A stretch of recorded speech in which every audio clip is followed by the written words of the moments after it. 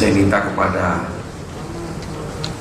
tim teknis provinsi untuk mendengarkan dengan baik masukan-masukan dan saran-saran dari teman-teman bupati, karena nanti ini akan dielaborasi dan menjadi satu konsep bersama kita untuk diasistensi bersama dan akan menjadi produk bersama kita yang akan kita sampaikan dalam pemaparan nanti.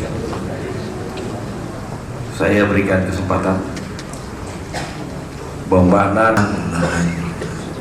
pertambangan yang khususnya ada di Kabupaten Bombana, karena setelah kita mempelajari, menghitung-hitung kasar tentang kandungan-kandungan yang ada di Kabupaten Bombana, hampir sebagian besar lahan yang mengandung mineral itu terdapat di hutan lindung. Ini yang mungkin kita jadikan dasar pemikiran kita untuk kita menciptakan kebijakan khusus bagaimana hutan lindung ini kita bisa kelola sehingga tidak melanggar daripada aturan-aturan. Yang kedua, di sisi lain ada yang terdapat bukan di hutan lindung tetapi diklaim oleh masyarakat yang notabene itu hak ulayat. Ini juga yang perlu kita dudukkan bersama untuk memikirkan persoalan, karena di sisi lain ini juga tidak bisa abaikan karena masih banyak ahli-ahli waris dan pewaris yang memang mengklaim daripada tanah-tanah tersebut yang memang mengandung mineral. Sumber daya alam berupa bahan galian tambang, aspal, mangan dan nikel, kalau berada di kawasan hutan produksi maupun kawasan hutan bisa dikonservasi, itu masih bisa kita gunakan melalui izin pinjam pakai Menteri Kehutanan atas regulasi Bupati dan Bapak Gubernur. Tapi banyak juga yang ada di kawasan hutan lindung. Jadi barangkali bagaimana Bapak Gubernur memperjuangkan sebahagian dari kawasan hutan produksi terbatas dan kawasan bisa dikonversi, itu dilepas menjadi non BNK, non budidaya kehutanan, atau APL, area peruntukan lain. Kalau masuk APL atau BNK itu bisa sekaligus dipakai untuk tempat perkebunan rakyat. Juga kalau kita kawasan pertambangan tidak perlu minta izin Menteri Kehutanan. Kemudian hutan lindung diturunkan statusnya menjadi kawasan hutan produksi atau hutan produksi terbatas, sehingga kita bisa kelola melalui izin pinjam pakai Menteri Kehutanan. Saya kira tadi yang diminta Pak Gubernur. Kemudian untuk kebijakan investasi pertambangan di Buton khususnya aspal, Pak. Jadi kami berpatokan pada PT Sarana Karya yang telah mengolah aspal sejak zaman Belanda. Karena aspal Buton memang kelihatannya mudah, tapi begitu sulit, dan buktinya PT Sarana Karya ini sejak zaman Belanda mengolah aspal sampai hari ini tidak punya teknologi yang betul bisa mengolah secara maksimal. Ini juga disebabkan karena karakteristik aspal Buton yang sangat bervariasi. Sehingga PT Saka sampai hari ini karena tidak mampu mengembangkan usahanya, itu ketunggakan utang 86 sampai 2003 sampai sekarang tidak mampu dibayar kepada Pemda, itu sekitar 7 miliar. Jadi mulai 2004 PT Saka hanya mampu membayar retribusi setiap pengiriman baru. Nah, itu kami bisa tarik peraturan daerah, termasuk mereka membayar royalti di pusat.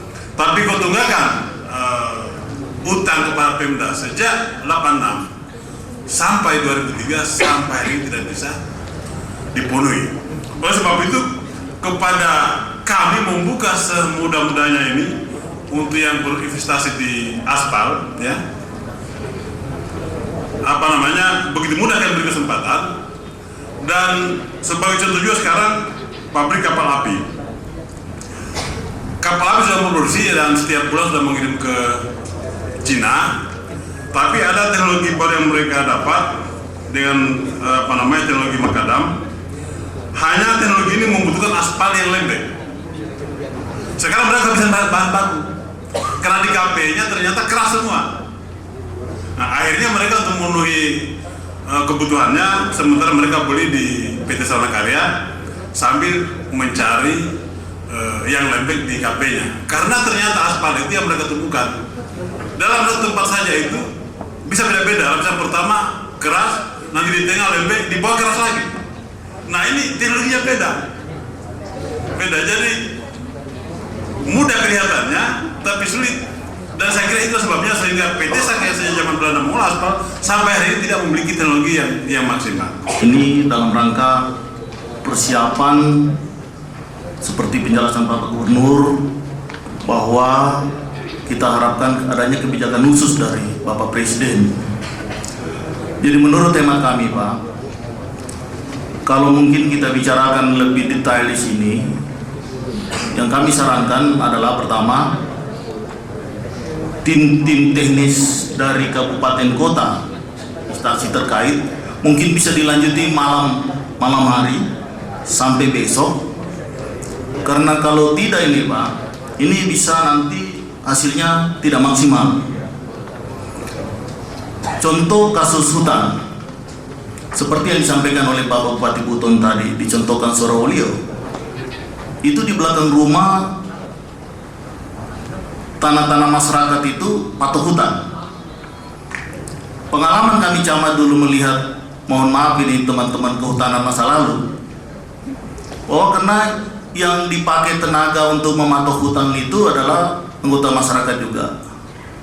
Pikul patok, di mana dia capek, di situ dia tanam, Pak. Jadi di mana dia capek pikul patok, di situlah dia tanam. Sehingga memang kalau kita mau lihat koordinatnya bisa lari. Jadi seperti Pak Gubernur katakan, koordinatnya setelah dihitung pakai GPS, dilihat pakai GPS, tidak heran kalau dia ada di laut. Karena mungkin seperti itu. Kemudian saya kira tadi Pak Gubernur sudah jelaskan bahwa persoalan kita bahwa ada sumber daya yang mempunyai nilai ekonomi tinggi tetapi dibatasi oleh perundangan dan menyangkut masalah tata ruang. Saya tadi membayangkan ketika keluar kebijakan presiden, kebijakan khusus presiden, maka melimpahlah pengolahan sumber daya kita. Persoalannya, infrastruktur kita siap atau tidak? Yang saya maksudkan di sini, mungkin dalam usulan kebijakan khusus sebentar, karena pengalaman kita mempersiapkan infrastruktur, ini tidak pernah selesai. Artinya untuk kita di Sulawesi Tenggara, khususnya seperti kasus Kota Bau-Bau, aspek kepelabuhanan dan lapangan udara, itu hanya dikasih porsi-porsi sedikit dan tidak pernah tuntas. Membayangkan ketika sumber daya alam yang sekitar Bau-Bau tadi, kita lihat petanya Buton begitu luas, 40.000 lebih. Kalau itu dikelola, maka titik terdekat untuk menjangkau itu adalah Bau-Bau itu sendiri. Olehnya itu mungkin salah satu paket daripada meminta kebijakan khusus ini adalah bagaimana menyelesaikan infrastruktur pendukung pada saat yang bersamaan, sehingga alokasi pembiayaan juga bersamaan. Demikian juga pelabuhanan. Tentu kawasan-kawasan pelabuhan khusus. Kemudian seperti yang disampaikan juga Pak Bupati Buton tadi terkait juga dengan kasus Kota Bau-Bau, bahwa di Bau-Bau ternyata juga ada tambang. Persoalannya adalah bagaimana mengangkut hasil tambang itu. Dari peta kelihatan bahwa ada pembukaan jalan-jalan khusus, tentu jalan-jalan tambang melintasi berapa areal-areal hutan. Jadi mungkin nanti konkretnya supaya detail kebijakan khususnya itu mungkin akan dibahas lebih lanjut oleh teknis. Kemudian yang lain Pak Gubernur, saya kira pengalaman yang ada bahwa panjangnya birokrasi seperti apa yang disampaikan oleh paparan tadi Pak Gubernur, bagaimana menarik kebijakan itu sampai kewenangan gubernur sebagai wakil pemerintah. Tentunya di sini juga ketika itu tarik bagaimana rancangan-rancangan dari kita yang tentu kita usulkan agar lebih konkret, sehingga memang harus benar-benar bisa dibahas secara detail oleh tim. Kalau tadi kita lihat bahwa waktunya November, maka ini perlu kerja keras Pak Gubernur untuk ini. Saya kira untuk bau-bau sementara saya kira kasusnya sama dengan yang lain, tapi saran saya adalah lebih tajam kepada infrastruktur pendukung, kemudian terhadap kajian teknis bersama-sama dengan tim teknis daerah. Saya kira demikian Pak. Terima kasih. Assalamualaikum warahmatullahi wabarakatuh. Yang pertama, yang perlu kita ketahui bersama bahwa luas hutan yang ada di Kabupaten Kolaka terdiri dari hutan suaka alam, hutan lindung, hutan produksi terbatas, konservasi dan hutan produksi biasa seluas 517.775 hektar. Kemudian area penggunaan lain seluas 202.387 hektar, sehingga total luas hutan di Kabupaten Kolaka seluas 720.160 hektar. Dari hutan ini kita mulai di hutan suaka alam. Dari hutan ini kita lihat potensi yang dimiliki dalam hutan itu. Yang pertama di Pulau Padamarang. Pulau Padamarang itu potensi yang ada, luas hutan yang ada 36.000 hektar. Kemudian potensi nikel yang ada seluas 3.300 hektar. Nah, inilah yang kita usulkan untuk diturunkan statusnya. Kemudian masih satu lagi di Pulau Lambasina Besar, luas pulau yang ada itu 460 hektar. Kemudian potensi yang tersedia ada 280 hektar. Potensi yang tersedia itu adalah nikel.